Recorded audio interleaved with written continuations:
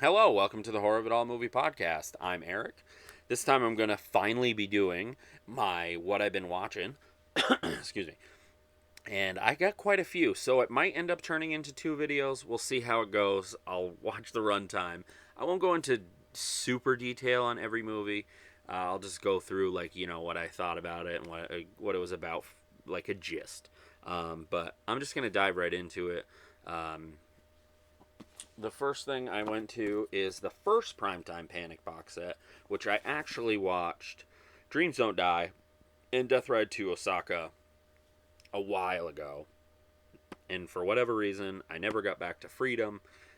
You guys get it. If you have are a collector of movies and you watch a lot of movies, they pile up. Your watch pile, so to speak. I shouldn't even do that. Your watch pile. Well, Freedom didn't, and Freedom is the one that I watched most recent. But I figured I'd bring out the whole box set to give you an idea because when I watched that, I think it was before what I've been watching, and if I'm repeating, I apologize. Death Ride to Osaka stars Jennifer Jason Leigh. Um, a story of deadly seduction inspired by true events is basically about a Los Angeles diner waitress, Jennifer Jason Leigh's character, and she goes to Tokyo to work at a nightclub, and basically they're just held there. They can't leave. They're forced into like just different things that they don't want to do, and it turns into like a nightmare. And then because she's out of her own country, she's trying to get home, and they keep making it so it's harder and harder for her to do. Very, very good movie. It's from Fun City. I didn't mention that. Uh, Dreams Don't Die is about a in the streets of the city where there's nowhere to turn. Um, she's trapped on the street going nowhere. He's young, deadly beyond the reach of the law, using other kids to do his dirty work, and he's promising her a way out, but his price could be her innocence or her life. Basically, he's a tagger, and or like a what do they call that? It's like a graffiti artist, a graffiti writer in New York City. But that's the gist of the movie. This is my favorite one of this box set. I will say that before I even get to the last one. But the one I watched most recently, Freedom. I thought it was a really, really good movie. But I will say that out of the three, it's number three. That doesn't take anything away from it. The backstory of this to me is even more fascinating than the movie itself. Which I didn't find out everything until I watched the special feature with Andrea Adams, daughter of Carrie Moreau, who is the girl that the movie is based on, and granddaughter of Barbara Turner, who connect all these dots, ironically, because she's also in a movie in the box set. Jennifer Jason Leigh is the sister of the girl that this is based on, and it's based on a true story about a girl who wants to be emancipated at 15, and she is out on her own, and she ends up in a series of events meeting people that are part of a carnival, and then she wants to be a carny. And there's even a little scene with a girl playing guitar that's actually the real woman. But the special feature is fascinating when you hear about this is basically a true story.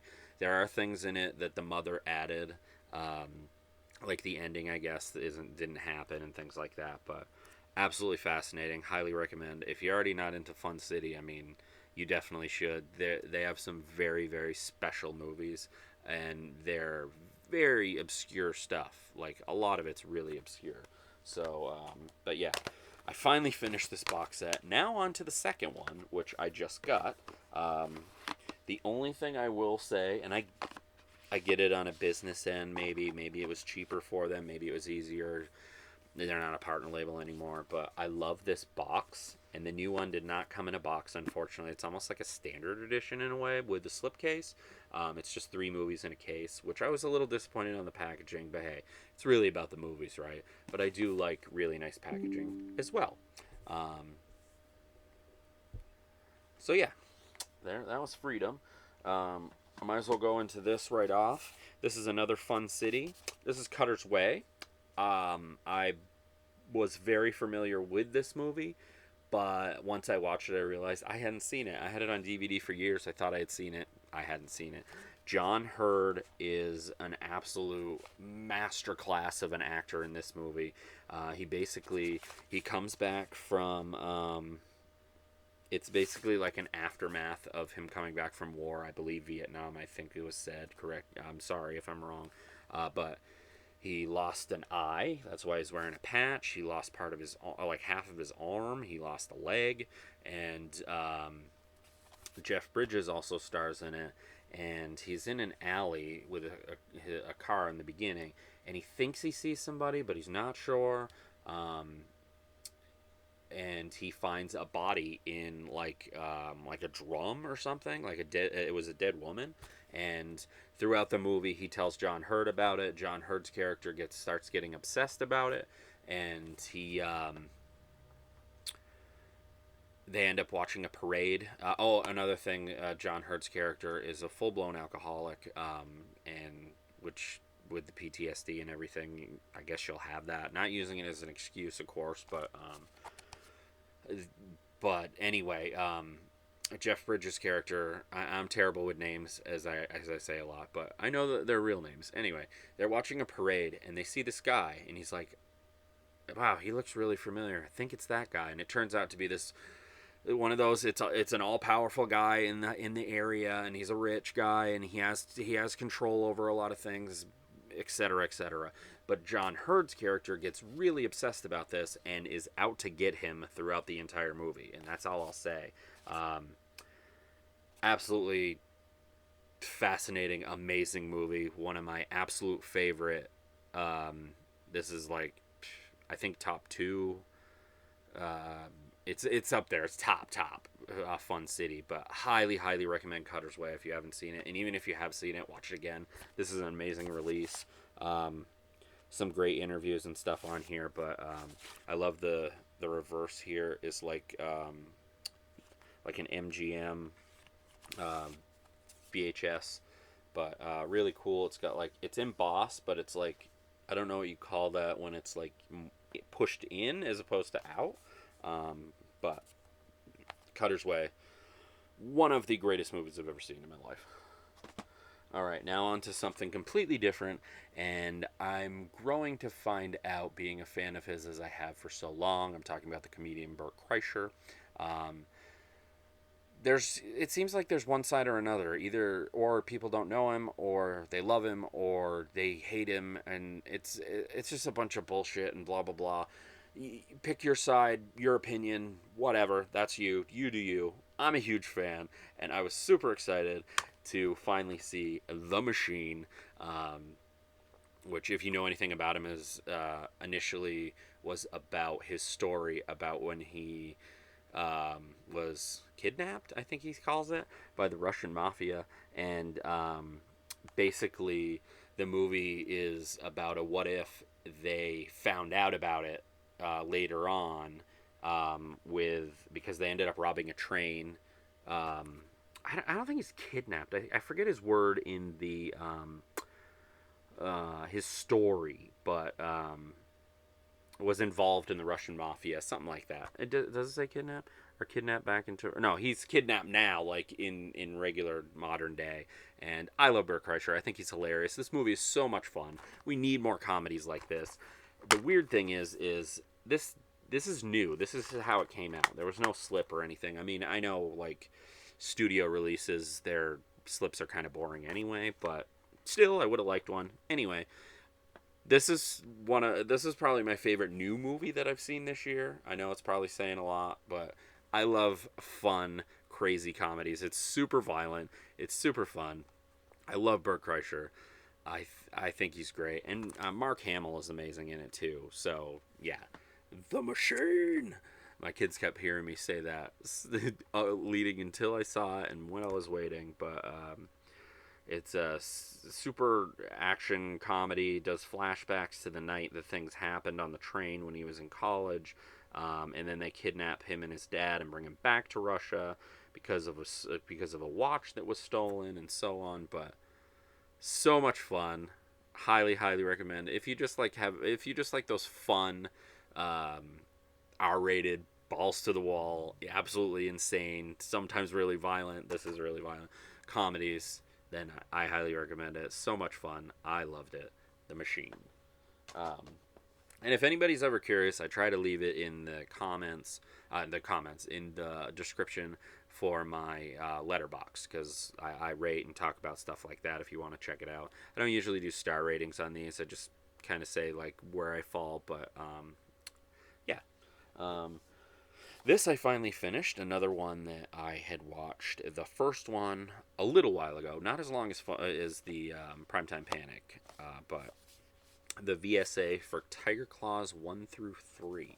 Now, when I saw the first one, I liked it. I didn't love it. I thought it was good but fine. It was one of those movies where I kind of found it was really interesting, the story. It was definitely different, so I definitely found that. Fast forward a little while, it's one of those things where sometimes you're just not in the mood at that time. I watched the sequels. Second one, pretty good. Third one, I had a blast with. So I went back and watched them again. I like them much more. The first one and the third one are probably my favorites. The second one is cool with the whole different mythology or whatever you want to call it, and it's almost like time travel in a way. But it was good. I recommend it, especially if you like martial arts type movies. And but if you're not really into that, then I don't know. But I'm kind of in the middle of the road with this. Like, I really like certain ones, and others are fine. But I watched it, so that's my little gist on Tiger Claws 1 through 3. A lot of these are just mixed in. I'm going to try to get through them as best as I can. I'm not going to go too far into ones that I've already seen, but I will say, like, on the release, because a lot of this isn't just about what I've been watching. It's also about, like, how I felt about a certain release or whatever. This is the 30th anniversary edition of Mike Myers' 90s comedy, So I Married an Axe Murderer. I think this is highly underrated, and I had so much fun with it. It looks great, and it's so funny, and this also includes never before seen 30 minutes of over 30 minutes of never before seen stuff of deleted scenes. So that is a really cool bonus, huge upgrade from my DVD. But if you like Mike Myers and maybe you hadn't seen this, definitely recommend it. He plays two roles. He plays the main role, as well as he plays his father in the movie, which is a lot of fun. And a lot of the lines that are said in the movie are things that I think of still to this day all the time. I watched this in the 90s a lot, and I'm so glad to have it now on 4K. Let's get into some Vinegar Syndrome. This doesn't fully fit because it's not for this release, but hey, it works for what I needed it for. A Blade in the Dark. I don't believe I've talked about this. I'm pretty sure I didn't talk about it on the Vinegar Syndrome one. I apologize if I do. This is a great release, if anybody isn't familiar with it. The box is so cool. But this slip protector is not meant for this movie, so I tried. It's really tight. It's more for like Scanner Cop, like that size, and it's so close, so close. But anyway, well, I'm trying to get it out. Blade in the Dark is a rewatch for me. When I heard Vinegar Syndrome was putting it out, I was over the moon thrilled because it's one of my favorite Italian giallo movies, and this is what this does. Pretty fucking sweet. This is I showed it before on my unboxings and stuff, and I'm a huge Lamberto Bava fan. But A Blade in the Dark, I love. Some people are kind of lukewarm on it, but I do really like it a lot. And I love Lamberto Bava. I mean, give me anything. This is one of the first movies, other than probably like Demons, that I saw of his, and I've always loved it. It's basically about this guy that rents this house to do a score for a movie. Poor Bob. There's a scene that they keep showing, and I say poor Bob. The kid who played Bob in House by the Cemetery is also in the movie, and I feel bad for the guy because he's like, none of those are my voices. I've always been dubbed, but a lot of people give Bob shit. I'm pro Bob. I was like, poor Bob. It's not, it's not his fault. Anyway, off base. That kid is also in the movie briefly, but really, really cool movie. And then basically what happens is he's doing that in the house, and then all this mysterious things start happening, and there's murders and so on. But one of the best Italian movies I've ever seen, and this edition is absolutely beautiful. The slipcase is a little thicker, and it is 4K, and it comes with a really nice book. So yeah, that's that for that. Like I said, I'm not going to go into super detail on stuff. I kind of like to be a little more vague with things, but give you the gist. But Blade in the Dark. Let's see. What should I do next? Another VSA. Why not? This is Ninja in the Claws of the CIA. If you've seen New York Ninja, there's a good chance you'll probably like this. I like New York Ninja way more than this movie. And I will say I think it takes too much time in the like training aspect of it. But there's some really funny bonkers scenes, like the guy's trying to really train and stuff. Same actor that has made New York Ninja also. Well, he made it, but he didn't complete it. Anyway, stars in this. And the guy from Vinegar Syndrome said, what's his name? Curtis. He used this as almost like a template in a way. I can see why. It's bonkers, but anyway, what I was saying is the guy's like really trying to be serious, trained, and focus and stuff, and at the same time, this woman is kind of hypnotized and made to like distract him and try to seduce him and stuff like that. It's so interesting. It's so weird, but it definitely was fun. Would I say it was like a good movie, like a great movie? No, but it's fun, and that's what's important. So, I did like this. But yeah, Ninja in the Claws of the CIA. John Liu is what the guy's name is. Let's see. How about another movie that I've been wanting to see for a long, long time? Lady Frankenstein. I've had this on a couple of different DVD sets. Never ended up watching it for whatever reason, but it's an Italian Frankenstein movie, and co-produced by Roger Corman. Don't let that like paint a picture for you, if that makes sense. Whether you're a Roger Corman fan or not, I am, but the reason why I say that is it doesn't feel like a Roger Corman movie. I think he just like helped produce, but best way to describe it, this is a Severin release, and it's actually out of the Dana, what is it called? The Dana Macabre box set, and there's 4 movies. I'll talk about the other ones at another time because I've only watched this one. But pure drive-in bliss, fun gothic horror with kinky sequences that predate the depraved antics of Flesh for Frankenstein. Lady Frankenstein, I'm a huge fan of Frankenstein movies, and this one did not disappoint. All right, let's mix it up here. How about some SOV? 555. I've heard mixed things about this DVD being like really rare. Maybe it is. Maybe it still is. I've always had trouble kind of narrowing it down, getting one. I don't know if this one was re-released or what, but I randomly came across it on Diabolic, and Jesse had one, so I snagged it because I've always wanted to see it. It's not exactly what it like portrays on here, but that scene is in the movie, the decapitation, and actually for a shot on video, it actually was pretty good. But it was one of those that I was almost like surprised of how much I like it, because it's not what you were going to expect, but I think I went in with a blank slate enough to where I was just ready for anything, because it's more of like a detective procedural with flashes to murders, and but for the budget and everything, I thought it was pretty good. I thought it was But I like it. I like shot on video too. So take that with a grain of salt if you're not like a huge fan. But I thought 555 was pretty good. But I'm glad to actually have it. It is a DVD. Maybe somebody will release it again. Saturn's Core would be fun, but I think Massacre Video still has the rights for it, as far as I understand. All right, how about a little bit more modern? Scream Six. Scream Six. Um, I don't want to really say much about this because they're very mysterious movies, and it's like a whodunit and everything. But I'm a huge fan of the Scream franchise anyway. But what I'm gonna say about this is, without really saying anything about the movie, um, I was surprised of how much I like this movie, and I'm saying that because I like the sequels. I'm not a fan of any sequel.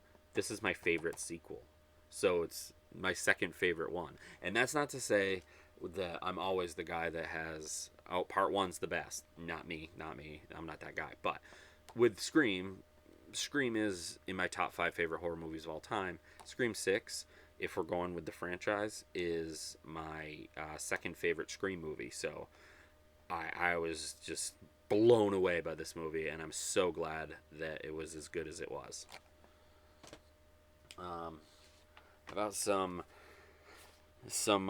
Criterion collection with After Hours. This was such a great surprise. One of my all-time favorite movies. So glad to finally I make that jump from DVD. That's all I had to this 4K. It looks absolutely stunning. Um, I just love After Hours. It's top 5 Martin Scorsese for me, which is interesting because it's very different for Martin Scorsese. That's really all I'll say about it. It's basically about this guy that ends up meeting this woman, and throughout the entire night goes on these like misadventures and things keep happening. John Hurt is also in this. Catherine O'Hara's in this. They're all great. Griffin Dunn is great, of course, but the special features are really good on this as well. Highly, highly recommended release if you don't already have it, or if you're one that's not sure. But that's my recommendation. Not everybody's the same. Some people could be different, but After Hours is one of my all-time favorite movies. Let's see. How about some more SOV? At Dawn They Sleep. This one was very interesting and one of the most ambitious shot-on-video movies that I've ever seen. I love that slipcover. It's a very black metal type movie,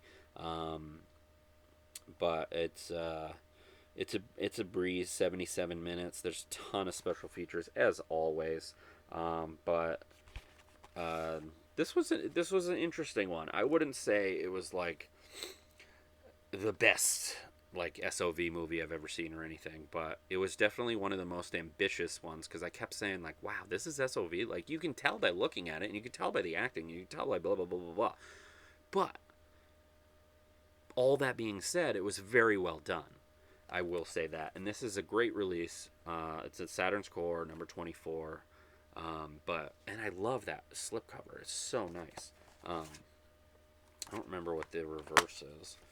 The reverse is very lo-fi, like kind of fits the whole. It is a vampire movie. I'm not a giant vampire guy. I will admit that.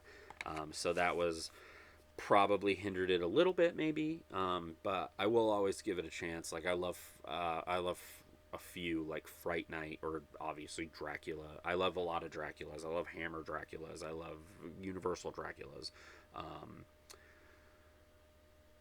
I'm trying to think of something else. I'm sure a lot of people are maybe yelling at the screen. If you're still here with me, I appreciate it. Like Lost Boys or something. I like Lost Boys, but again, I think I have to be. I'm just not a huge vampire guy. I digress. At Dawn They Sleep, very ambitious, shot on video. If you're into shot on video, I definitely recommend it. Very good release, and decent movie. And I think the biggest thing about it wasn't even the movie itself. It was just so ambitious, and some of the effects are really, really good. But at Dawn They Sleep. So to give an idea on that, like I don't usually do star ratings, but how I was like kind of in the middle, I'd say 3.5. I think on Letterboxd I gave it 3.5. So, because I don't want it to always be one of those things where it's like, oh, yeah, I'm always raving. Like, I don't love everything. Sometimes I'm a 4-star guy. I'm a 4-star guy more than I am anything else, to be honest. Like, I just love movies so much that it really has to be something where, like, never be boring. Never be boring, because if you're boring, even if the movie's bad and it's boring, oh my god, then it's a slog and you got to get through it. Sure, I could stop.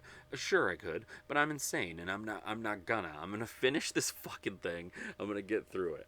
But for the most part, I'm usually around there with a lot of stuff. But if it's 5, it's one of my favorite movies ever. And if it's like 3, 2.5 to 3.5, or no, 3.5, that's usually where I'm like, it was good, it was good. If it's like 2.5, I'm like, it's fine. But that give you kind of a gist of how that is. I'm sure everybody might be thinking like, well, duh, that's how it works. But I'm just talking here. Let's go with another rewatch.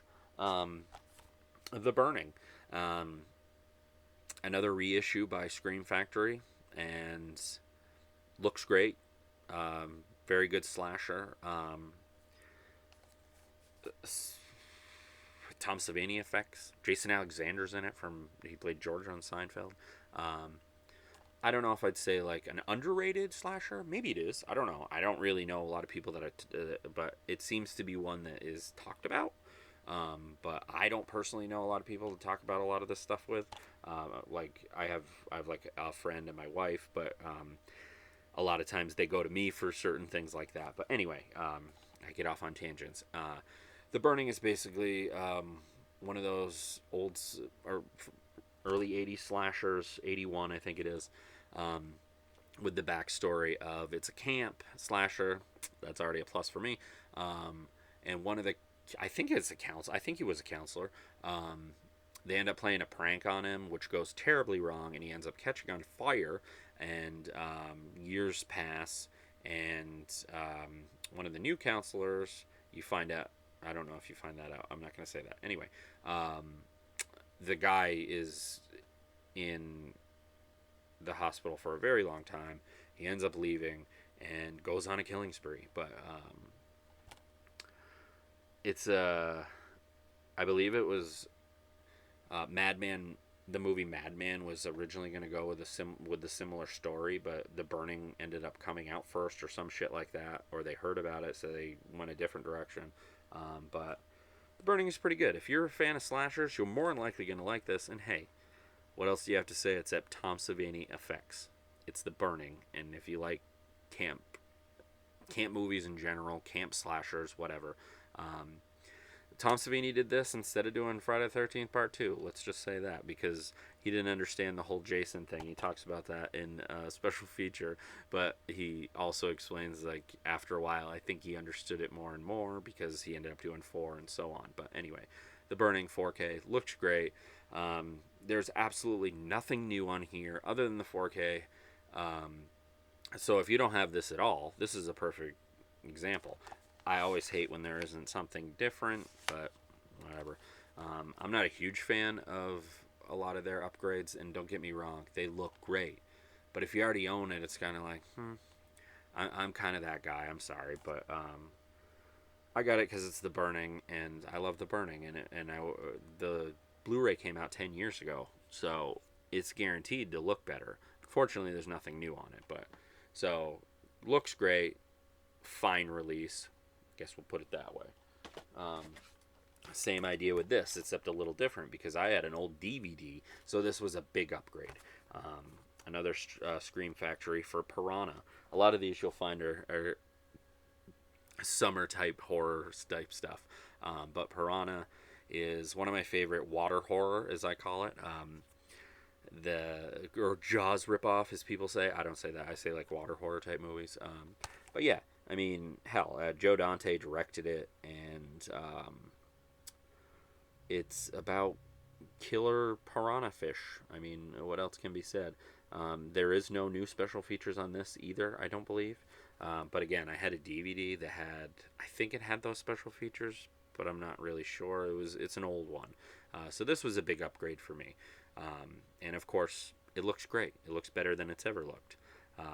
And if you haven't seen this and you like water horror killer Jaws ripoff type movies, Piranha. It's a lot of fun. Um, I did a lot of rewatches. Let's find something that was a first time watch. All right, yeah. I have been waiting for this for a long time from Grindhouse Video. William Shatner movie from William Griffey, Impulse. I have an old, well, of course it's old, it's VHS. I have a VHS copy from my local video store when I got the horror section. This was in there. Whatever reason, still never watched it. But anyway, I finally watched this. This is an amazing release. Another classic Grindhouse Video. This is older art. I love this art. But basically, it's William Shatner is this guy that basically, essentially, just he's a psychopath, and when he gets like that upset or that angry, he ends up killing people. And then that is essentially the movie. But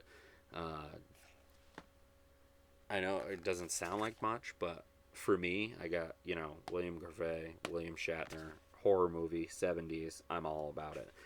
The special features are great. I don't believe I've listened to the commentary with William Griffey. This also came with, I don't know if you can still get this. I feel like you can. But there's these little cards. There's William Shatner, but this one is in a nice little Grindhouse Video envelope, and got William Griffey's autograph, which is absolutely amazing. I'm number 192 of 2000, which is absolutely amazing because I don't know if I'd ever have the chance to meet him, and he's getting up there. Not to look at things like that, but I mean it's life, man. But it has a nice little booklet. It's a few pages, but I'm so glad to finally have this release. The movie itself was pretty good. I didn't think it was necessarily amazing, but I really, really liked it. But yeah, when the demons of evil take all powers of reason, only impulse remains. Impulse, I do recommend this. It's just crazy how Grindhouse releasing when did I say video before? I apologize. It's easy to mix those. Grindhouse Video is completely that's a store. This is Grindhouse releasing their label.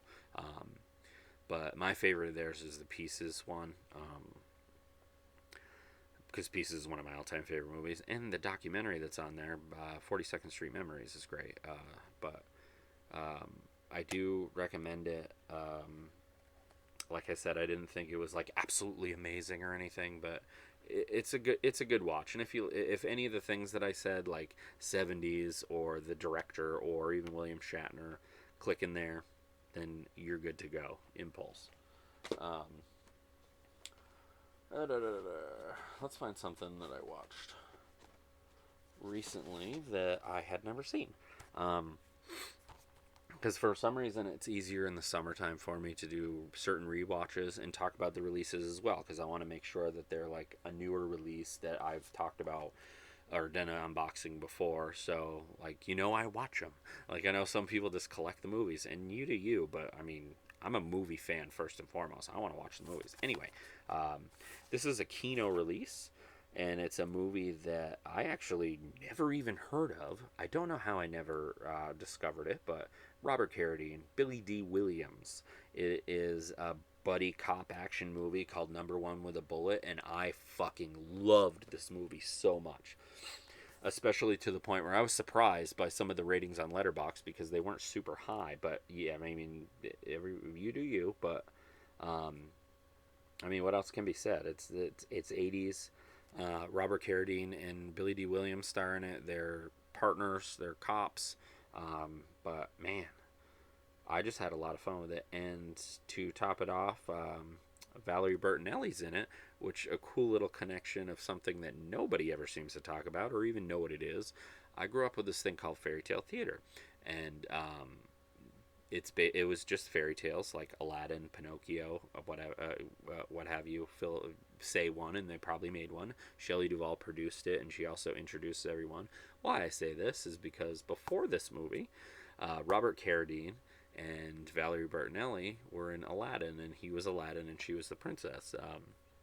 And uh,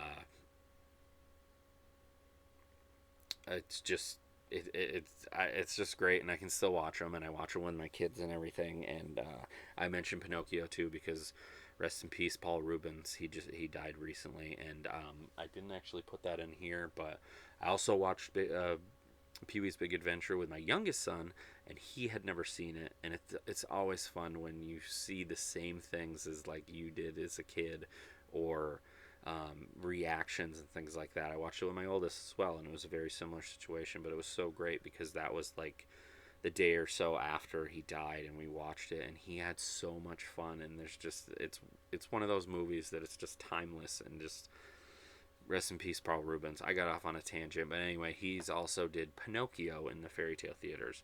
I'm gonna start talking about fairy tale theaters too. I on my letterbox I have a ranking of all of them. They're just great. It's just literally theater.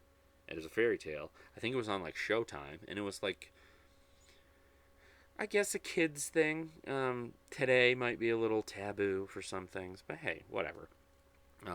Anyway, another tangent, not about this movie, but I love those, and also rest in peace, Paul Rubens. And I also watched Pee Wee's Big Adventure. Oh, and we watched the newer one, and we both watched it for the first time. I don't know why I didn't watch Pee Wee's Big Holiday, but we did, and we had a lot of fun with that too. Pee Wee's Big Adventure will forever be his best movie, in my opinion, but I didn't just know Paul Rubens because of Pee Wee, but of course that was the introduction. As a kid, I watched Pee Wee's Playhouse and everything, but I saw him in, like, he was always great, and like he was in Nice Dreams.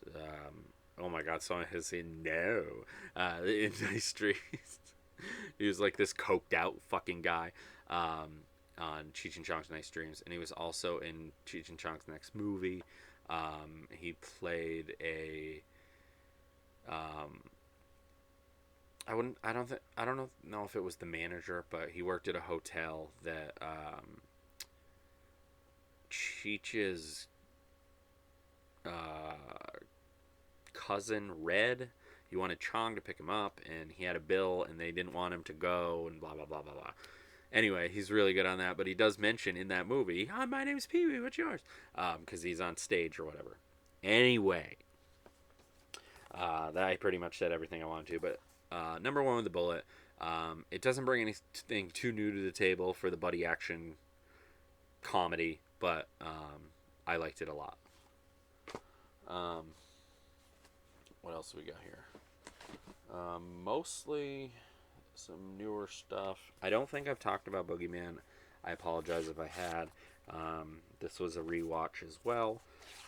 Absolutely amazing release from Vinegar Syndrome, 4K. But I love this movie. It's my favorite movie from the director Uli Lamel. No, Uli Lamel, right? Yeah. I don't know, I second guess myself, but this is basically about like something happened in the past, and like the violence of it was caught in a mirror, some shit like that, and the mirror can like possess. No, there's like an invisible killer in it. It's hard to explain, but I've always loved it, and I always found it fascinating personally. But great release, great special features, great Vinegar Syndrome slipcover. Susan Love is always great. She had a pretty good interview in it. The most terrifying nightmare of childhood is about to return. The Boogeyman.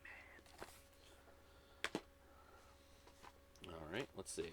Got another re-release that I did not need to get, but as I talked about with Scream, Return of the Living Dead, top 5 favorite horror movie of all time, in there as well. I just love this movie. It came with a cool poster, so there was that. Unfortunately, there's no reverse. I really hate that with that. I mean, pay an artist or whatever you got to do, but I get it, business, but they just keep pumping these out, and it's almost like, well, are you gonna do anything new? Which they do sometimes. Anyway, I'm not gonna get into their business practices lately that don't make sense to me. But every single thing that's on here except the new 4K scan is on the last release, which I do have. But it's Return of the Living Dead, and I couldn't pass it up because it's Return of the Living Dead, and it's in 4K, and it looks absolutely amazing. So for that, if you don't have it at all, this is an amazing release. There's documentary on here. There's a ton of special features on here. But again, nothing new. But if you haven't seen it, it's new to you. So look at it that way. Return of the Living Dead, top 5 favorite horror movie of all time. Got another Criterion here that was an older one. I really like Criterions that had this, like the boxes. But anyway, Repo Man. This was my second watch of this movie. I saw this movie years and years ago, and I thought it was fine initially. But on rewatch, it's a weird little fucking movie, and I had a lot more fun with it. But Emilio Estevez is in it, but it's a weird one. I'm going to read this really quick. The quintessential cult film of the 1980s, Alex Cox's singular sci-fi comedy stars the always captivating Harry Dean Stanton as the weathered repo man in a desolate Los Angeles, and Emilio Estevez as the nihilistic middle-class punk he takes under his wing.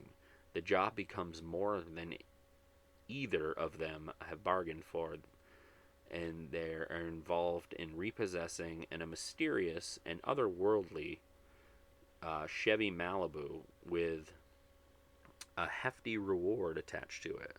Featuring ultra early 80s LA punk soundtrack, this grueling, hilarious odyssey is also politically transient take on President Reagan's domestic and foreign policies. So, 1984. This movie has a lot to say, but it's also really weird, and you might not quite understand everything in it. This release is definitely great. But there's that. Came with a giant book. Just look at that. But a really cool release. It's been out for a while. There's a little comic in there, little doodles and stuff. Maybe a storyboard. I'm not sure. I didn't see that. Never mind. But yeah, it's very early '80s punk rock movie. And like I said, I liked it a lot more than I initially did. I think you can still get this release, but it's Repo Man, and I guess either you get it or you don't. Like maybe that's not even a statement. It's just an idea. It's not even a fact. But it's a weird one, and it's a trip. But cool release. I'm glad I finally rewatched it and liked it a lot more than I initially did. Alright. This is a movie that I've had for a long time. It is an Arrow release. It doesn't have a date. 2016, I've had it since. But it's a movie called 52 Pickup. I got it because of, believe it or not, Anne Margaret. I am a huge Anne Margaret fan. Between like Carnal Knowledge or like the Grumpy Old Men movies. But ton of stuff. Big fan of hers. But I never ended up watching 52 Pickup. And it's one of those like by the cover and stuff, like, is it like an action movie? I didn't know anything about it. But once you get into it, man, it's about this guy. That's his wife. He's a upper middle class. He's rich, basically. I wouldn't even say upper middle class. He's a rich guy. And he ends up getting blackmailed because he's having an affair and blah, blah, blah. But it doesn't go like you think it will, because he tells his wife about it because he wants to figure out how to get these fucking people away from him. But then, of course, his wife gets involved in like a kidnapping and so on and so on. But what a movie. It's not what I expected, but I also didn't know what to expect. And I say that a lot. But 52 Pickup, it's definitely something else. His wife, his mistress, his career, a deadly trap. Now, there is a special feature on here about a certain scenes, especially a main scene in there, where there's a lot of porn stars in it. And it's like they even go through the movie on the special feature, and it's like Where's Waldo of porn stars, which I find interesting because I am interested in the history of all cinema. So yeah, but it was definitely interesting. His mistress, call that out, is she's not huge in the movie necessarily, but she definitely was pretty great. It was Kelly Preston, and poor woman passed away kind of recently, right? Maybe a year or so, maybe longer. I'm not sure. It just seems more recent. John Travolta's wife, but she also stars in this movie. So, but yeah, pretty decent movie. Glad I finally fucking watched it after almost a decade. But 52 pickup. Don't even know if you can get this release anymore, but I believe other people have released it. Maybe Kino, I'm not sure. And all right, let's go to more summer water horror. Tentacles.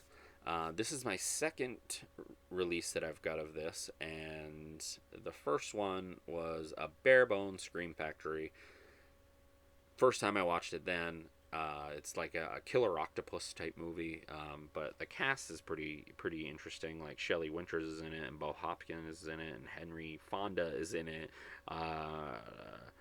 But interesting cast, and this release is way better.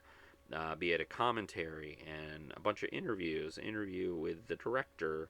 How do you say his name? Avido G. Associatus. Terrible names. I don't know what it is. But he was like Beyond the Door, and God, there were so many other ones. I'm trying to think. But anyway, he did a lot of Italian related things, I believe. But anyway, for a water killer type movie, it's not a. I guess it's, what is an octopus? I don't want to call it a fish, but maybe. Anyway, it's pretty decent. It's not great. It's not amazing. It's not like some of them that I love, like the water horror type stuff that I watch in the summer. But it's definitely one that I will rewatch probably quite a few times. So that's a good sign. This took me a little bit because it got pushed, and then my pre-order got canceled, and blah blah blah. But I finally got it after it came out. This is an '88 Films release. This is that classic '88 Films there. That's the Italian, one of the Italian posters. But yeah, definitely really nice release. There's even an interview with Luigi Cozzi. But I wish I could remember more stuff off the top of my head, but it's late. But you definitely look him up. I'm a big fan of his stuff. But that's the one I can think of is Beyond the Door. But Tentacles. Let's stick with the water horror for the last one. This is a recent release from Synapse. Can't wait for that Trick or Treat. Oh my god. I have a German Blu-ray that looks halfway decent, but I believe is just a... It might be just a... I forget what that's called, but it's an upscale. I'm not even sure, but it looks halfway decent, and it's the only way that I fucking have it. I don't even have a DVD anymore, but one of my absolute favorite movies. Hopefully that'll happen sooner than later, but they had announced it. I don't know how you guys feel about that, but I have mixed feelings about labels telling things that are like coming soon, because that could be anything, and sometimes labels take years, so it's like, why announce it so early? I know you're excited, and then we get excited, and then we're like, where is it? Anyway, this isn't any of those things. I didn't know they were releasing it. This is Crocodile. Now, this one is another movie called Crocodile, but it is also known as Crocodile Fangs. The Killer Croc classic, originally filmed in 1978, Crocodile Fangs, Agawa Gongpo, was released slightly different, with a slightly different version all around the world. During its theatrical run, Synapse is proud to present the Blu-ray world premiere of Crocodile in its original U.S. version, meticulously restored with original English 35mm camera negative. I can't remember what kind, like, I watched it long ago enough, but it's It's not American. I do know that. And I don't want to say Indonesian, but I can't remember. I actually can't remember, but it's not American. But it's pretty decent. It was pretty good. It was even a little bit better than I was expecting. This does have a reverse art. This is that art. But yeah, if you like crocodile movies, this one was a little different. I like that they took a little bit of a different take on it. When Mother Nature rebels against mankind for defying her laws, she strikes back with an unbelievable fury, creating the largest and most savage crocodile on Earth. Some of the scenes are interesting because there's various sizes of the fucking crocodile as you go through the movie. But definitely a good one. If you collect these types of movies as I do, I definitely recommend it.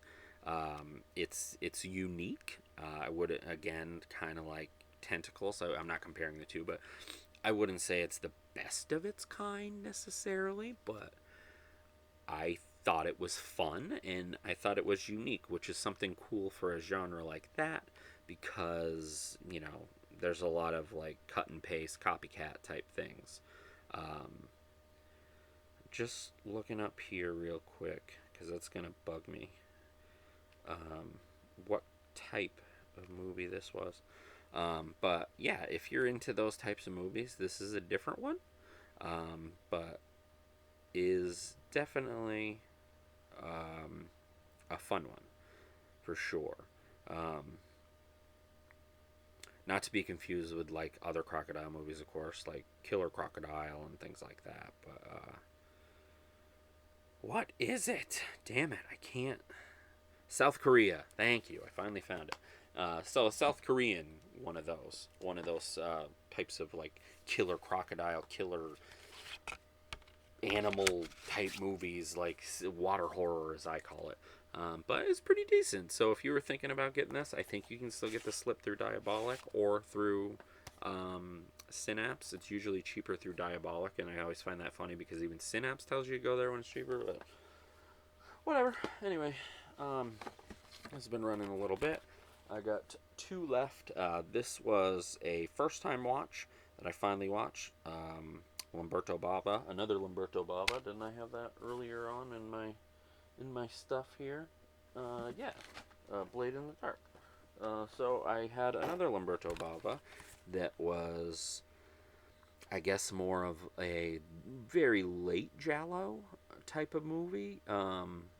1992's Body Puzzle.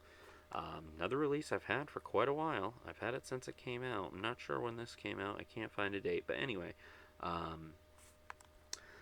let's see. Body Puzzle is a prime example of the maestro's macabre excellence. A Giallo gem which is long overdue. Some serious reprisal from fans of Euro horror excess. In this mind-mending mystery, an attractive young widow becomes inevitably caught up in the killer's sick scheme, with the mysterious murderer leaving lopped-off limbs at her doorstep and taunting her from afar. Very, very good for the like a late Italian, late Giallo type thing. So yeah. This is the alternate artwork for it, Mysteria, but it's pretty good. I'm glad I finally watched it. As for the release, there isn't really anything on it, unfortunately, but if you like Giallo, you like Italian, you like Lamberto Bava, I mean, Giovanni Lombardo Redens, I probably said his last name wrong. I apologize. Is in it. He passed away recently. Cannibal Ferox, City of the Living Dead fame, is in this. I don't think he's like a main guy. I don't think. I don't remember. I can't remember, but because I didn't watch it just recently, like right in the past week or something. But Body Puzzle, very interesting. Later Italian Giallo. And last but definitely not least, one of the greatest looking 4Ks that I have seen for a studio release. Absolutely nothing new on it, but that's kind of the nature of the beast at the moment. National Lampoon's Vacation. I grew up with these movies. I adore these movies. They're still fun. Every time I've seen them, I've probably seen this movie like 30 times. I don't know. I'm guessing. It's been a lot, to the point where once I watched this, it spawned the sequels. I didn't end up rewatching Christmas Vacation because I watch that every year with my wife, and I think I've seen that maybe the most, but I'm not sure. But I did watch European Vacation, which I think is highly underrated. I think that movie is so hilarious, and I just love it so much. Um, and I watched Vegas Vacation, which I haven't seen in years and years. I saw it at the theater when it came out, and maybe once or twice in between. But that one's really fun too. And I mean, it has Ethan Embry, and I'm a huge like, oh my god, he's so underrated. Check out Ethan Embry movies. But in it, like, he was in. Oh, of course I'm gonna blank on shit, but he was in Empire Records. He was in. He was in so much, and he was in Vegas Vacation. But this release is so good, so good. Like, not the release maybe, because it just has, I think, what does it have? It has an archived audio commentary, which is very good. I did listen to some of the commentary on on European Vacation, but that one was just with Chevy Chase. It was fine, but there was a lot of dead air, so I don't know if he was just watching it or what. It was one of those commentaries, so it wasn't very informative, but yeah, Ethan Embry, Can't Hardly Wait, Vegas Vacation, Empire Records. He was the kid in Dutch. He was in Devil's Candy. He was in Cheap Thrills. I mean, oh man, one of my absolute fucking favorite actors of all time. But anything and everything I don't even care what it's about. I'll watch it. Anyway, again, this has nothing to do with that, but I want to talk about Vacation in general. Back to Vacation 1. Classic from a kid as a kid. They're going to Wally World amusement park, and they're driving there across country and various misadventures. You meet cousin Eddie's family in this one, and they're so ridiculous. And John Candy is the guy that stops them at the gate at the park because the park's closed. Sorry, folks. The moose should have told you. Just classic. And I love Chevy Chase anyway. I know he has things against him and everything. I don't mean that. I do that too much to be like, oh wait, that's not what I mean. I'm not even gonna go there. I can separate the person from the art. So, just a huge part of my growing up, and I'll probably watch this again before I put it away, so to speak, like in my collection. But yeah, Vacation, love it. Um, I don't know if it's necessarily my favorite one. It's really hard to say because for various reasons they're all my favorite ones in a way. But maybe Vegas would be my least favorite, but I love them all. So I haven't figured that out in my head. Maybe it is even European. I don't know. But Vegas Vacation. I mean, see, National Lampoon's Vacation on 4K looks great. I wish the 100 thing wasn't on the slipcase, but it's not a big deal. Anyway, I digress. I knew this would take about an hour. Anybody who stuck with me, I really appreciate it. Please give it a like if you haven't subscribed. That would be great too. Leave a comment about what you've been watching or some of the things that I talked about that you definitely liked. I finally did this video. I want to try to do these videos every month, but just life happens and it's a lot to do. It's a lot to remember and it's a lot to keep track of and stuff. Aside from like unboxes and rankings, I can do those no problem, or even a random podcast. Well, that's more work, but the unboxings and rankings are a lot of what I do. I haven't done a ranking in a while either. I still got to do. I've been doing the 1980s, and it's been probably almost a year now, but I still got to do 1988, 1989, which I definitely got to get doing. And with school starting in our house again, it's actually easier because I'm a night owl and my kids are sleeping and everything. But I will start rambling. I really, really thank you for checking this out. If this is the first What I've Been Watching from the Horror of It All movie podcast featuring myself, not featuring, starring myself, I don't fucking know. Anyway, go check out the other ones. There's a couple more. There's even a Vinegar Syndrome. The last one I did was right before the Halfway to Black Friday sale, and it was just Vinegar Syndrome releases. So, anyway, but yeah, I'll stop rambling. Like I said, please like and subscribe. That would be great. Thank you for sticking to the end. If you are still here, check out my other stuff. I thank you so much. This has been the Horror of It All movie podcast, What I've Been Watching. Until next time.